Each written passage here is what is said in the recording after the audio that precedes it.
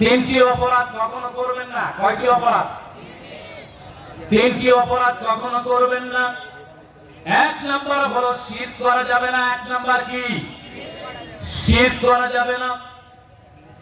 যারা শিরক করে যতই আমল করুক না কেন, কোন আমল আল্লাহ রাব্বুল আলামিন কবুল করবেন না। বলি নাউজুবিল্লাহ। দুইটি দৃষ্টান্ত দিলেই বুঝবেন।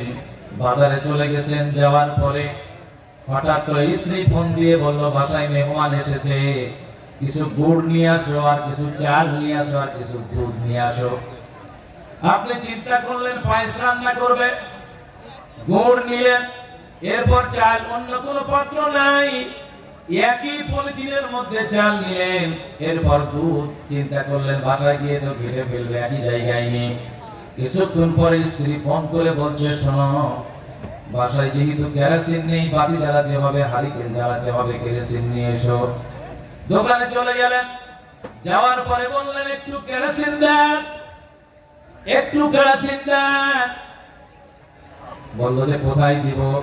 তখন সে বলল এই পলিথিনের মধ্যে দেন। এই পলিথিনের মধ্যে কেরোসিন দেওয়া হলো, বাসায় নিয়ে যাওয়া হলো। নিয়ে যাওয়ার পরে আমার ভাইরা বলেন তো, ওই পলিথিনের মধ্য থেকে, গুড় থেকে, চাল থেকে, দুধ থেকে সম্পূর্ণভাবে কেরোসিন থেকে আলাদা করে ওগুলো খাওয়া যাবে নাকি? খাওয়া যাবে নাকি? নষ্ট হবে না ভালো থাকবে?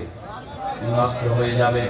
যারা শিরক করবে, যারা শিরক করবে, আল্লাহ রাব্বুল আলামিন তাদের কোনো আমল কবুল করবেন না। বলি নাউজুবিল্লাহ।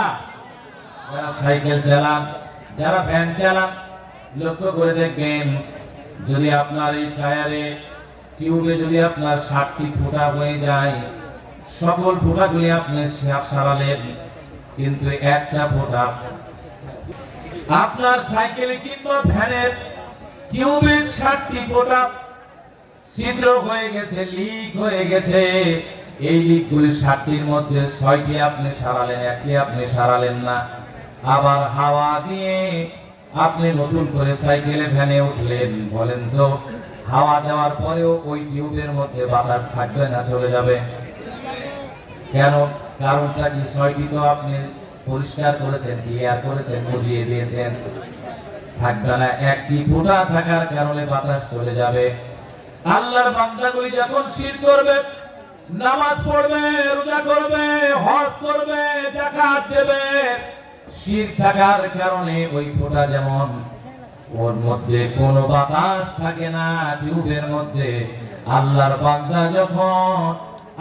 বান্দা যখন শিরক করে, তার নামাজ, রোজা, হজ, যাকাত কোনো আমলই থাকে না। আল্লাহ রাব্বুল আলামিন জানিয়ে দিলেন, ইন্নাশ শিরকা লাযুলমুন আযীম। লাযুলমুন আযীম, মহাজুলুম হলো শিরক। মহাজুলুম হলো শিরক। এই শিরক থেকে বেঁচে থাকতে হবে। মহাজুলুম হলো শিরক। তিনটি অপরাধ থেকে বাঁচতে হবে। এক নাম্বার হলো শিরক। দ্বিতীয় নাম্বার যে অপরাধ থেকে বাঁচতে হবে, এটা হলো হক নষ্ট করা যাবে না। হক নষ্ট করা যাবে না। আজ আমরা রাস্তা বন্ধ করে দিই, কুকুর জমি দিই না, বোনের জমি দিই না, ভাইয়ের হক নষ্ট করি। আজকের এই দুনিয়ার জীবনে হক যারা নষ্ট করছেন, আল্লাহর কসম, মৃত্যুর পূর্বে যার হকগুলি নষ্ট করলেন, ওকে তালাশ করবেন, কিন্তু তাকে আর খুঁজে পাবেন না। আফসোস করে বলবেন, হায় আল্লাহ, কেন আমি মানুষের হক নষ্ট করেছি? কেন আমি মানুষের প্রতি জুলুম করেছি? আল্লাহ, শুধু তাই নয়, কাল কিয়ামতের ময়দানে এমন অবস্থা হবে আমার ভাইয়েরা, আপনার হক নষ্ট করার কারণে নিজের আমলগুলি কিন্তু তাকে দিয়ে দেওয়া লাগবে। বলি নাউজুবিল্লাহ। তৃতীয় নাম্বার যেই গুনাহ থেকে বাঁচতে হবে, সেটা হলো হারাম খাদ্য গ্রহণ করা হবে না, যাবে না। হারাম খাবার, এদিকে তাকান, এদিকে। হারাম খাবার গ্রহণ করা যাবে না। আজকাল আমরা নামাজ পড়ি, রোজা রাখি, হজ করি, যাকাত দিই, কিন্তু হারাম থেকে দূরে থাকতে পারি না। সুদের টাকায় আমরা চলি, চিটারি বাটপারি করি, 2 নম্বরই করি। এমন ব্যক্তি আছে না নাই? আছে না নাই? আমার ভাইরা, এই 3টি অপরাধ থেকে বাঁচতে হবে। আল্লাহর বিধান থেকে বিমুখ হবে যারা, দুনিয়াতে বিপর্যয়ে পড়বে তারা। 2 নম্বর, মুসলমানদের বিপর্যয়ের 2য় কারণ হলো বিভেদ। বিভেদ এবং দলাদলি। বিভেদ এবং দলাদলি। আর দেখেন, বাংলার জমিনে 48,000 ফিট, কত? 48,000 ফিট বাংলাদেশে এত দল রয়েছে। এখানে কথা বলেন না ভাই, কথা বলেন না। এত দল রয়েছে। 92% মুসলমানদের দেশে সবাই আমরা ইসলামকে ভালোবাসি। যত দল আছে সকল দলের লোক আল্লাহর ঘরে মসজিদে যায় কি যায় না? জোরে বলে, যায় কি যায় না? তাদের জানাজা আল্লাহর বিধান দিয়ে হয় কি হয় না? হয়। তাদের বিবাহ আল্লাহর বিধান দিয়ে হয় কি হয় না? সব কিছু আল্লাহর বিধান দিয়ে হয়, কিন্তু আল্লাহর আইন দিয়ে এই দেশ আমরা চালাতে পারি না। কথা বলেন ঠিক কিনা? আমরা এক প্ল্যাটফর্মে আসতে পারি না। এটা আমাদের জন্য আফসোস। এই সময় চাইতে গুরুত্বপূর্ণ সময় আর কখনো আমরা পাবো কিনা আমরা কিন্তু জানি না। আল্লাহ রাব্বুল আলামিন কোরআনুল কারীমের মধ্যে জানিয়ে দিলেন আমাদের কি করণীয়। ওয়া'তাসিমু বিহাবলিল্লাহি জামিআন ওয়া লা তাফাররাকু। তোমরা আল্লাহ পাকের রজ্জুকে আঁকড়ে ধরো, এর থেকে তোমরা বিচ্ছিন্ন হয়ো না। আজ দেখেন আলেমদের মধ্যে বিচ্ছিন্নতা আছে না নাই? জোরে বলেন, আছে না নাই? সাধারণ মানুষের মধ্যে আলাদা ভাগ আছে না নাই? বাংলাদেশে বর্তমান সময়ে কিছু আলেম আছে উট পাখি মার্কা। কি পাখি মার্কা? উট পাখি মার্কা। এদেরকে যখন বলা হয় আসেন আমরা আল্লাহর আইন দিয়ে দেশ চালাই, তখন তারা বলে যে না, ওরা তখন উল্টা দিকে মুখ ঘুরিয়ে নেয়। ওরা হলো উট পাখির মতো। যেমন উট পাখিকে যদি বলা যদি হয় যে তুমি উড়ো, তখন সে বলে যে না, আমি তো পাখি না, আমি তো উট। আর যখন বলা হয় যে ঠিক আছে তুমি যখন উট, তাহলে তুমি ওজন নিয়ে, তুমি বিভিন্ন বস্তা ভারী জিনিস নিয়ে তুমি চলো, তখন সে বলে যে না, আমি তো পাখি। আমার ভাইরা, আজ ইতিহাস থেকে শিক্ষা নিতে হবে। বিগত 16 বছরে দেখেছি, আপনাদের সকলে আপনারা জানেন যে সোয়ালাকিয়া মসজিদের যিনি, সোয়ালাকিয়া ঈদগাহের যিনি খতিব যিনি ছিলেন, তিনি আজ কোথায় খুঁজে পাওয়া যায়? জোরে বলেন, খুঁজে পাওয়া যায়? বাইতুল মুকাররমের মসজিদ ইমামকেও কিন্তু খুঁজে পাওয়া যায় না। কোথায় পালিয়ে গেছে আল্লাহই জানে। ইসলামী ফাউন্ডেশনের মহাপরিচালক তাকেও খুঁজে পাওয়া যায় না। সামান্য একটা সিটের আশায়, সামান্য এক পদের আশায়, সামান্য কিছু রিজিকের আশায় যেই রংতামাশায় লিপ্ত হয়ে আলেম থেকে যারা আজ এইসব আলেমগুলি বিচ্ছিন্ন হচ্ছে, মনে রাখবেন রিজিকও পাবেন না, আমলও হারাবেন, এগুলো হারাবেন, সব কিছু হারাবেন। কথা বলেন ঠিক কিনা?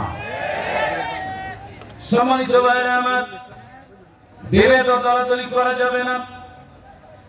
আল্লাহ পাক একত্রিত থাকার জন্য বলেছেন। দৃষ্টান্ত দিলে আপনারা সহজে বুঝবেন।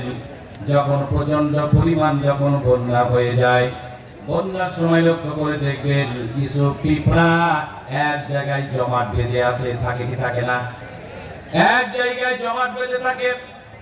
ওই পিঁপড়ার উপরে লক্ষ্য করে দেখবেন যারা উপরে ভাসছে তারা কিন্তু বেঁচে যায়, কিন্তু আলাদা আলাদা যদি পিঁপড়া যদি থাকতো তাহলে বন্যার পানিতে কিন্তু মারা যেত।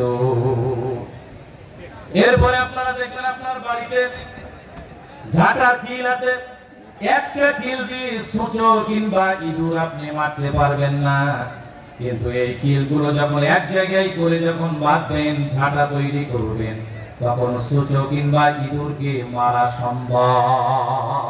সম্ভব না? সম্ভব।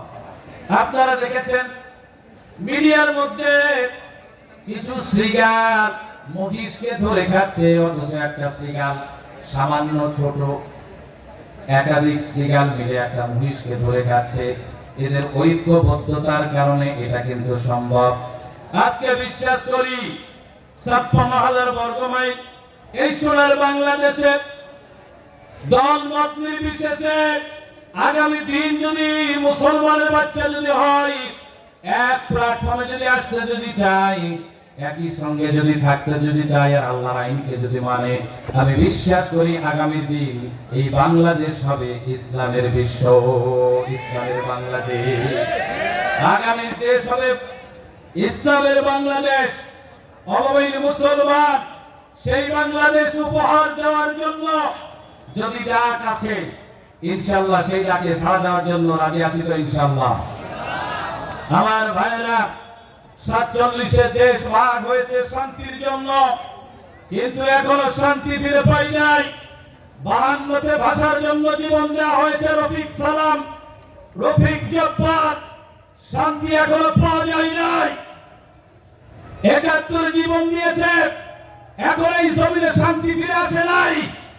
24-এও জীবন দিয়েছে আবু সাইদ মুগ্ধরা, এখনো শান্তি ফিরে আসে নাই।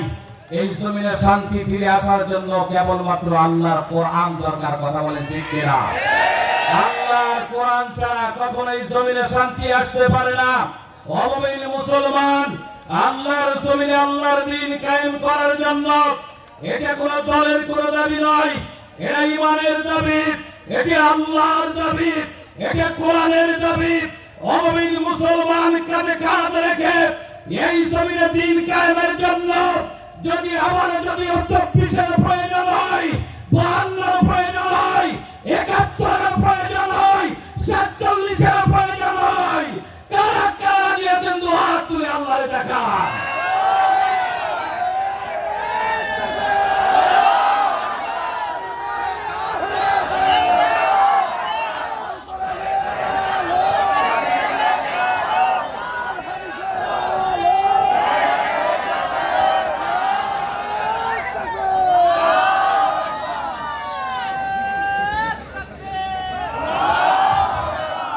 সম্মানিত ভাইরা আমার, আওয়ামী লীগ বললেও কিন্তু যেটা দিয়ে জানাজা পড়ানো হয়, বিএনপি বললেও যে দিয়ে জানাজা পড়ানো হয়, জামাত চরমোনায় পড়লে হয়, একই নিয়মে জানাজা পড়ানো হয়। কথা বলে ঠিক কিনা?